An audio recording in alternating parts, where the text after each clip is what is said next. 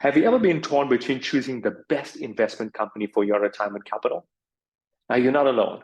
I had a client last week asking this very same question. Navigating the countless options can be overwhelming, right?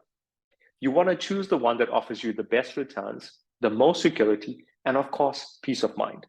You don't want to risk your hard-earned money with a company that won't meet your expectations, or worse, leave you with the capital that's less than what you had started off with.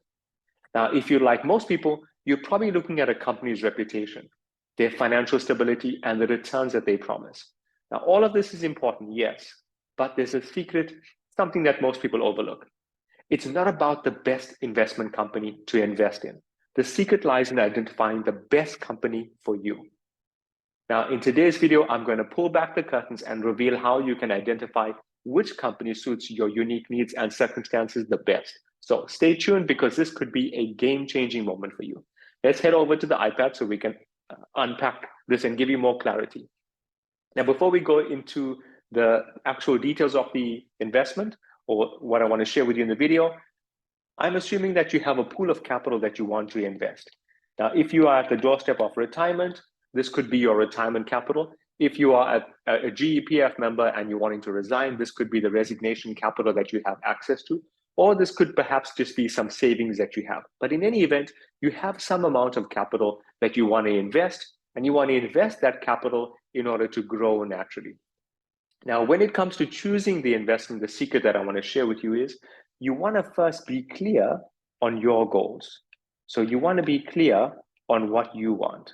So make a note of this, and I'll start to explain to you how to analyze this, right?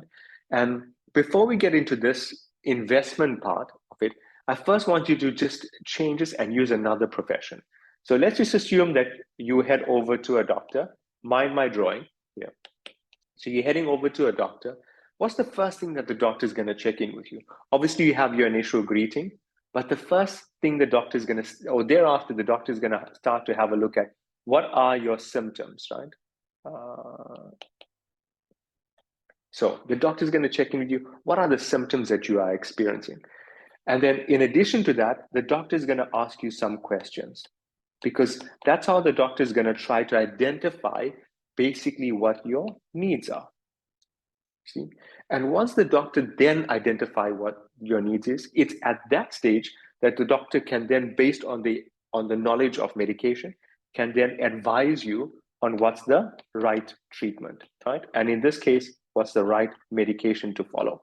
Now let's change this picture. Let's just assume that you went into your doctor.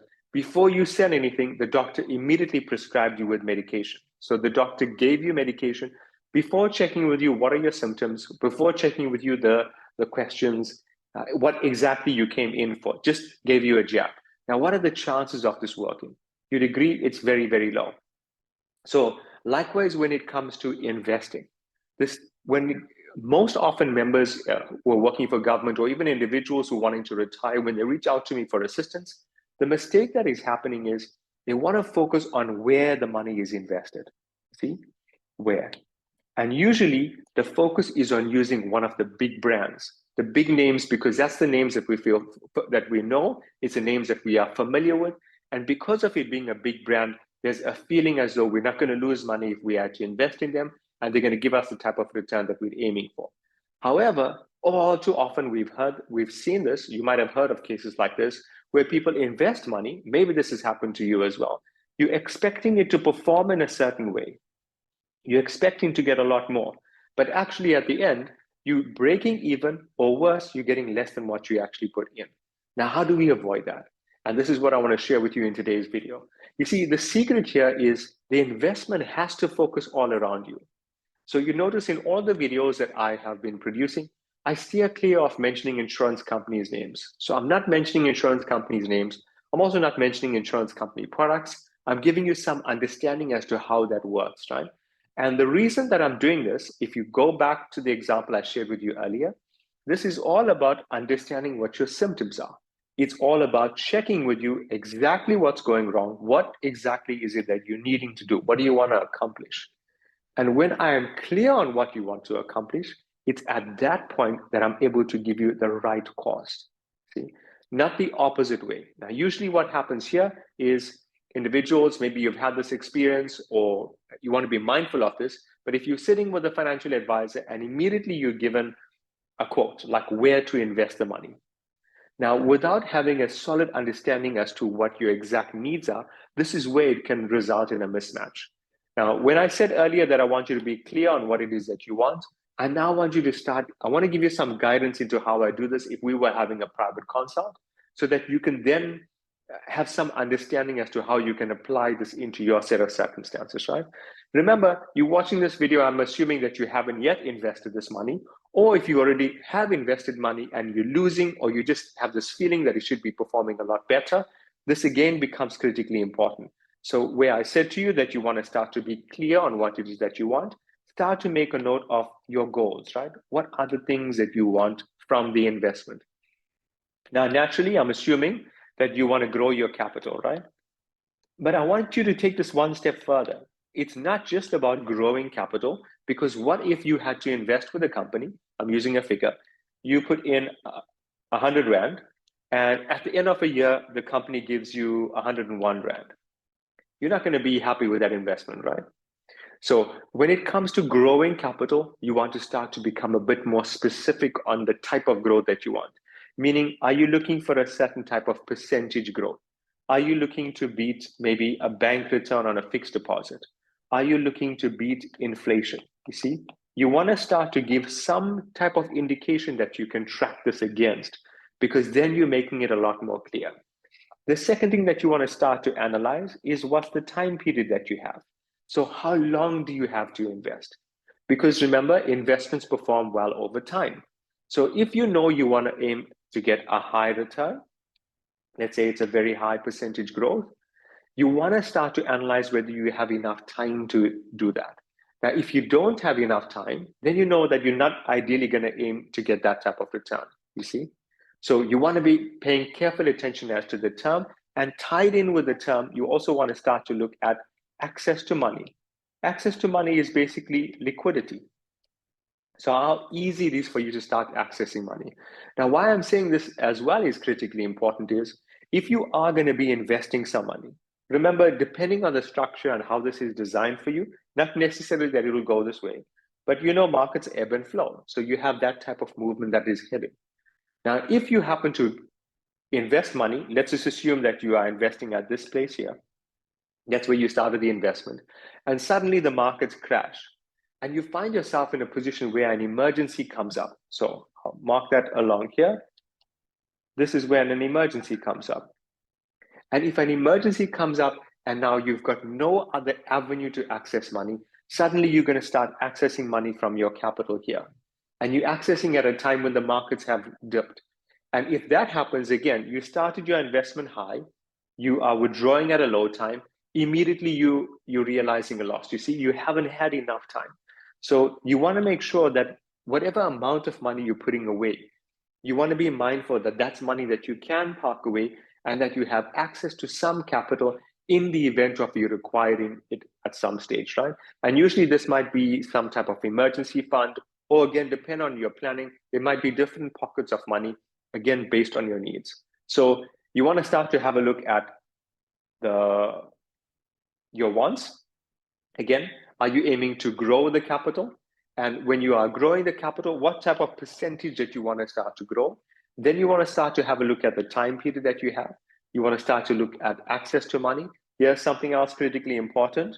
You want to start to have a look at tax. You want to have a look at, if you have to invest in that particular vehicle, what sort of tax return is going to happen? You know, how is the tax going to influence this? And this is critically important for you to be mindful of it before you invest in a vehicle, right? Because this information can be provided to you in advance. So if it's provided to you in advance, this is how you are now optimizing it, and it's allowing you to choose the best option. Now, the reason I don't mention insurance companies is you can do all of this work in advance, meaning all of what I shared with you just now, and there's more to this. It can all be prepared in advance. This is what financial planning is about. And you want to get that done here, and here's the secret. You do all of this before you invest. See, you do all of that. This is what the planning must be about. It's like this. Let's just say you want to head over on a holiday and you are heading over to Disneyland. Now, in order for you to get over to Disneyland, you want to start the planning as early as possible, isn't it? Because if you start your planning now, the chances of you having a great holiday is going to be, it's there, you know, it's going to work out. But if you start your planning, just say a month before you leave, then you're not going to get to see the places that you want to see, probably, right? It's not going to be the best experience. It might be rushed. And you come back having a lot of regrets. So the same when it comes to investing. The secret here is you don't want to do all of that planning afterwards. Right? You want to get it done beforehand. So before you actually sign, before you put even a cent into the investment, you get your planning done, analyze it based on the areas that I've shown you now, the type of growth that you're looking for, the term, access to money, tax. There's a lot more elements to this, but I'm giving you a head start so that you understand what I'm doing. And once you get the planning done in advance and you know all this is how it's working, then it's just a matter of choosing an insurance company. And then you would agree with me, it doesn't really matter which insurance company. Now, here's the good thing, right? So there are different types of investment vehicles. You know, you can invest in a retirement annuity. You can invest in a unit trust vehicle. You can invest in a bank product. You can invest in something called an endowment. You can also invest in a tax-free, right? There's all types of different options. There's also annuities if you are investing retirement capital. So there's different type of retirement vehicles. And what I want to share with you is then it doesn't really matter which insurance company is going to do this. If you get your homework done properly in advance, right? You do the pre-planning, then you're going to be in a position to start to identify which of these is the right vehicle for you. And when you do that, that's pretty much half your battle won. Now, here's the secret. You see, all investment companies or insurance companies are going to provide it. So, for example, if you look at retirement annuities, all companies are providing that. You can get that from Old Mutual. You can get a retirement annuity from Sundown, from Liberty, from Momentum, from Discovery, from Allen Gray. It doesn't matter. The retirement annuity can be provided from any place. Now, your planning can be done in advance. This is why we don't need the companies, because they all can provide you with these solutions. Likewise for unit trust. You first want to make sure you're getting your planning done. You understand that you need a unit trust. You know the benefits of a unit trust. And if that is the right vehicle for you, then you can choose which is the right company. Can be on Old Mutual, Sumner, Momentum, Discovery, Allen Gray, Coronation. You can choose the company, but again, you first want to be clear that you have the right vehicle. What happens if we do it the other way around? Now, if you're going to choose your insurance company or the investment company first, you're choosing that particular company. Some of these companies might limit you to the funds that you have access to, right? So you might be limited by the funds, meaning you can only use the in-house funds, right? And then the question I want to ask you, how much does the insurance company know about you? How much do they know about you? See, so if you are going to be getting an option where it's provided to you in advance without analyzing your needs, now, because not much time has been taken in understanding you and what exactly you want, this is where it can lead to you losing money. And remember, a loss doesn't necessarily have to arise from a market loss, right? If you go back to what I shared with you here, the loss can come from different things. Meaning, if you don't have the right term, you could find yourself in a position where you committed to invest for a longer period and now you need money earlier and there's penalties. If you can't have access to your money and there's an emergency, you're going to be stuck. If you are investing in a place where the tax rate is quite high, or it results in you having to pay tax on the growth, now you're losing money because you're ending up paying tax where you could have looked at options that could have saved it. Right? Likewise, when it comes to the growth, if it's not pre-planned, then you sort of have to take whatever is going to be there. And this is where most people have this discrepancy in terms of performance. So your secret here when it comes to choosing the best company, all of the companies usually provide you with these options, right? Meaning you're going to have all these vehicles available to you. The secret is you want to be clear on yourself, right? You want to be clear on exactly what it is that you're wanting, understand what your needs are, what the goals are, so that when you get to a point that you actually want to do some type of investing, you know exactly where to invest, how to invest, and how to get this thing structured. So I hope this video has been helpful for you. In fact, post comments below. Let me know what has been your key takeaways from this particular video. It's one of the biggest mistakes that I see with individuals when it comes to investing It's that information is provided to them before they actually get the analysis done, right? So post a comment below, let me know what you've taken away, and very importantly, let me know what you would apply from what you've learned in today's video. And I'll catch you on the next video.